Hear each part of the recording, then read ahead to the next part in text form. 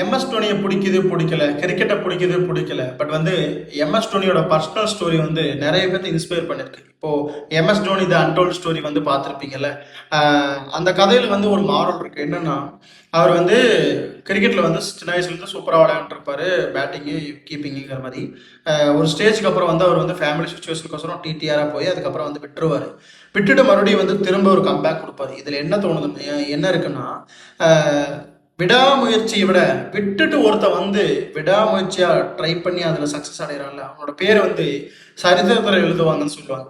அது மாதிரி நீங்களும் வந்து ஒரு துறையில் சிறந்துள்ளவங்க, ஃபேமிலி சுச்சுவேஷனோ ஃபினான்ஷியல் இஷ்யூவோ ஏதோ ஒரு ரீசனுக்காக வந்து அந்த துறையை விட்டு நீங்கள் வந்து வேற ஒரு வேலைக்கு வந்து போயிட்டு இருப்பீங்க. அதை விருப்பத்தோட பண்ணாலும் வேண்டாம் விருப்பத்தோட பண்ணாலும். பட் வந்து ஒரு நாள் வரும், ஒரு நாள் வந்து நீங்கள் திரும்ப அதே துறைக்கு வருவீங்க, உங்களுக்கு பிடிச்ச துறைக்கு.